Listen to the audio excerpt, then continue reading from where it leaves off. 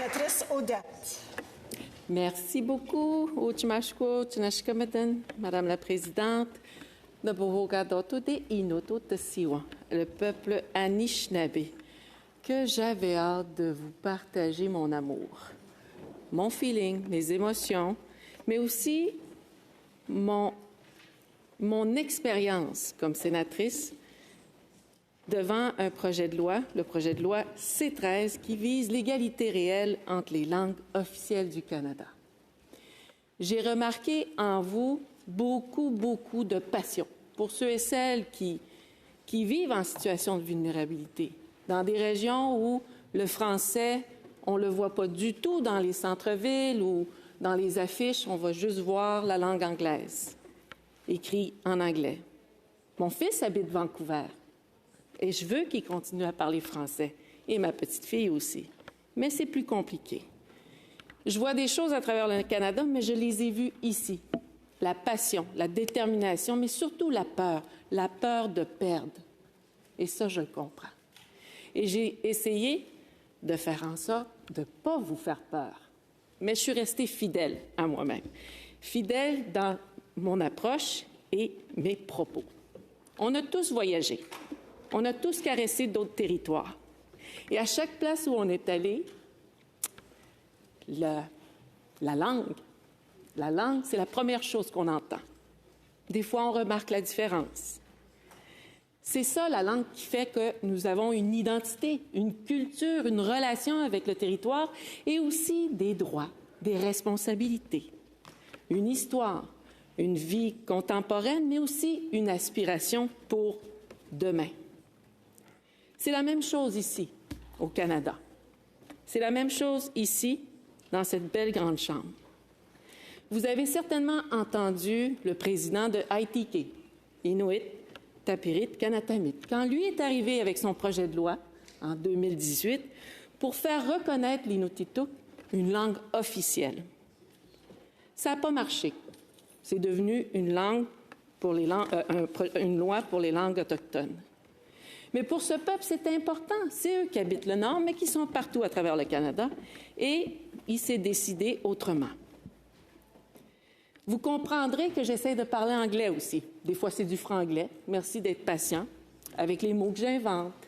Ou je vois dans vos fronts, c'est quoi qu'elle a dit? Je pense que c'est ça. Mais vous êtes patient.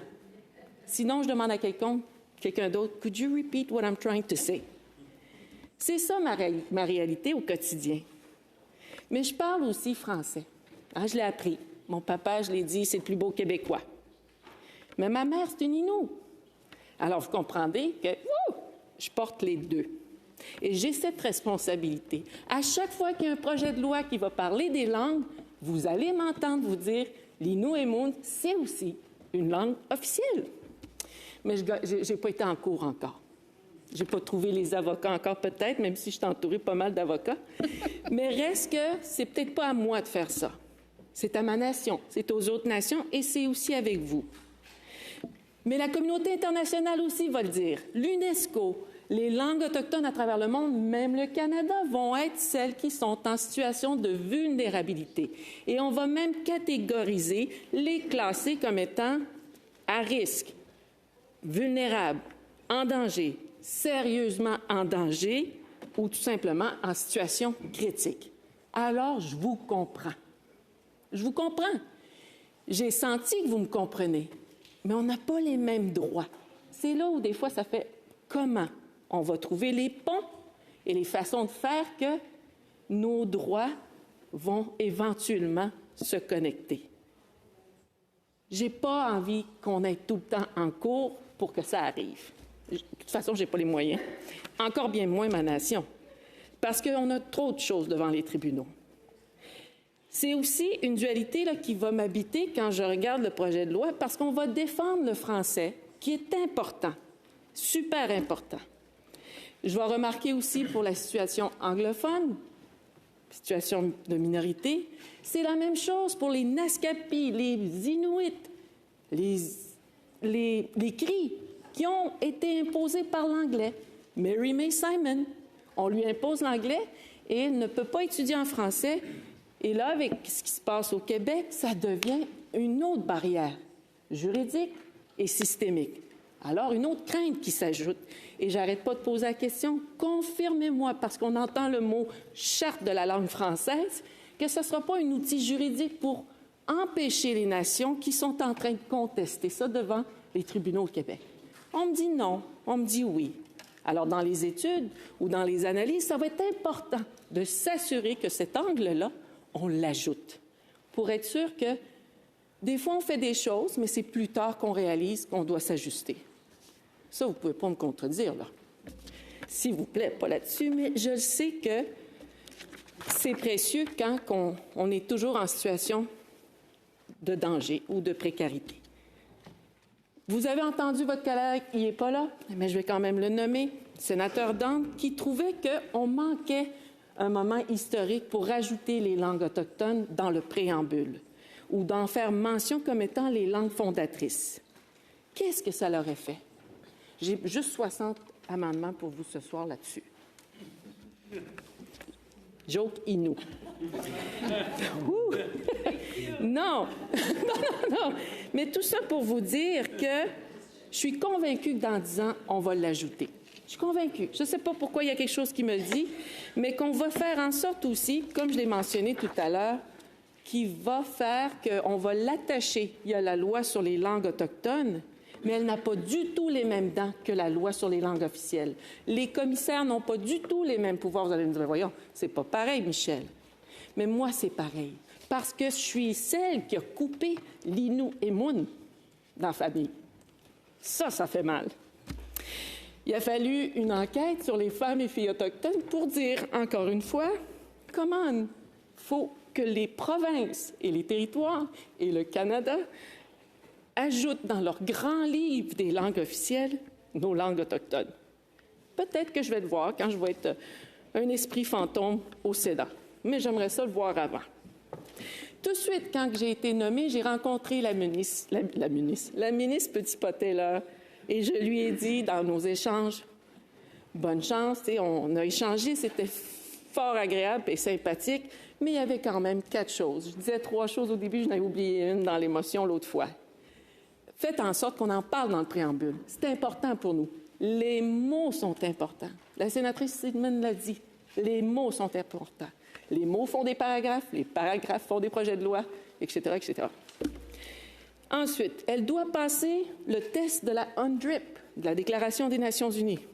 C'est pas évident encore aujourd'hui, je suis pas sûre. On le verra avec l'analyse. Ensuite, elle doit aussi, la ministre, j'espérais, avec son équipe, vous devez vous engager avec les gardiens, les linguistes, les technolinguistes, qui vont vous dire, et les juristes aussi, pas tout autochtones, il y a des juristes canadiens qui nous défendent là-dessus aussi, d'aller les voir et leur dire où on peut créer des ponts pour donner plus de dents et s'assurer que quand je vais dans une justice ou au niveau de la santé dans une province et que je veux, dans un organisme fédéral, être en mesure de comprendre ce qui se passe dans ma langue autochtone et bien sûr l'anglais ou le français. C'est pas arrivé. On me dit, c'est supposé d'être dans la loi sur les langues autochtones. Alors, je veux pas que ça devienne tout là, mais je suis convaincue qu'il y aurait eu un équilibre à faire si on avait eu le temps. On m'a dit qu'ici, nous avons le temps. J'en ai jusqu'en 2040, je pense, du temps. Qu'on va avoir le temps d'analyser en profondeur. Bien, je vous dis que celle-là, ça a été vite. Trop vite. Au point où, émotivement, ça a brassé entre des amis et collègues. Celle-là, j'ai eu de la difficulté à l'emballer. Mais mon orgueil a passé après 24 heures. Et 48 heures pour d'autres. Mais assurons-nous que quand on se lève et qu'on vous dit réconciliation, et je vais terminer avec ça, qu'on dit commission royale d'enquête, qu'on dit commission d'enquête sur les femmes autochtones, commission de vérité et réconciliation, les Canadiens, le gouvernement a ordonné de faire ces choses-là pour vous donner des projets de société, notamment les langues. Comment harmoniser, comment cohabiter, comment faire en sorte que aujourd'hui, j'ai 17 ans, même si j'ai 51 ans, à cause d'une loi sur les Indiens, je puisse, moi aussi, avoir ces droits-là et ces protections qu'on va donner aux communautés minoritaires linguistiques. J'ai confiance. Je suis patiente. Des fois, je ne le suis pas. Mais je ne lâcherai pas. Je ne lâcherai pas. Il y en a qui me connaissent. Vous ne me connaissez pas? Bien, maintenant, vous le savez. Je ne lâcherai pas. Alors, pour moi, dire que M. Mark Miller ou prochain ministre qui a des relations avec les Autochtones ou prochain ministre qui a des relations au niveau de la santé avec les Autochtones ou du développement économique et qu'on lui refuse de traduire en langue autochtone une réussite entre la nation et le gouvernement par un ministère fédéral, je pense que là aussi, il faut l'ajouter dans l'étude pour être sûr que qui prend la responsabilité. Et que si je peux un jour dénoncer quelque chose auprès d'un commissaire, bien que le commissaire a du poids pour faire des bonnes recommandations, pour faire en sorte qu'on ne se fasse pas peur quand on veut amender ou donner plus de dents à cette loi-là. Enfin, j'espère que vous allez revenir. Dites-moi qu'un jour, on va travailler pour faire en sorte que les peuples autochtones vont avoir le droit à 5 % de musique dans le CRTC. Et non comme considéré musique étrangère, alors que c'est moi qui vous ai accueilli quand vous êtes arrivés. Tchinashka maintenant.